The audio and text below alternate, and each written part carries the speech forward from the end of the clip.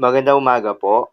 Narito na po ang magiging lagay ng panahon ngayong araw ng Lunes, December 23, 2024. At latest update sa bagyong Romina.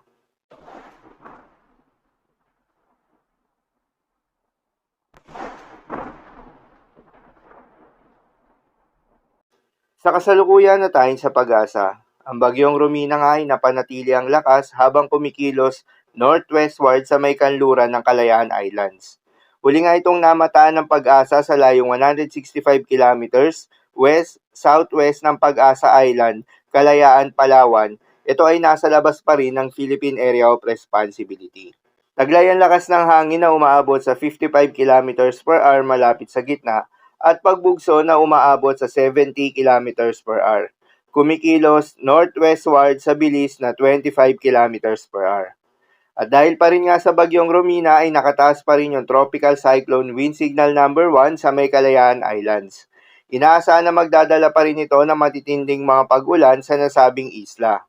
Samantala, maliban sa bagyong Romina, asahan rin na magdadala ng maulap na kalangitan na may kalat-kalat na mga pag-ulan ng shear line o yung salubungan ng malamig na hangin at mainit na hangin sa may Southern Luzon at Visayas. Habang yung northeast monsoon naman ay asahan na magdadala rin ng maulap na kalangitan na may kasamang mga pag-ulan sa nalalabing bahagi ng Luzon. Habang yung trough o yung extension nitong si Bagyong Romina ay nakakaapekto naman sa may western section ng Mindanao dahil dito asahan rin yung maulap na kalangitan na may kalat-kalat na mga pag-ulan at thunderstorms. At dahil rin sa epekto nitong si Bagyong Romina at ng shear line, asahan ngayong araw sa may Palawan ang heavy to intense rains. Moderate to heavy rains naman sa may Quezon, Oriental Mindoro, Marinduque, Romblon, Catanduanes, Camarines Norte, Camarines Sur, Albay, Sorsogon, Masbate, Antique, Aklan, Capiz, Iloilo, Guimaras at Northern Samar. Sa mga apektadong lugar, ingat po sa mga posibleng banta ng pagbaha at pagguho ng lupa. Lalong-lalo na sa mga lugar na inuulan na noong mga nakaraang araw pa. Para naman sa magiging lakas at paggalaw nitong si Bagyong Romina, ang Bagyong Romina nga ay tinatayang liliko generally northwestward patungong westward sa natitirang bahagi ng forecast period. Kasalukuyan itong dumadaan malapit sa katimugang bahagi ng Kalayaan Islands at inaasahang lalayo sa mga isla habang patungo sa silangang baybayin ng Vietnam.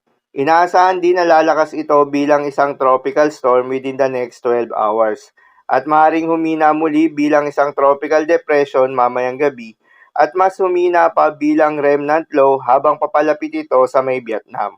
Paalala lamang po na ang mga nasabing forecast ay posible pa pong magbago. Kaya naman patuloy lamang magantabay sa mga update nating ilalabas at ng pag-asa.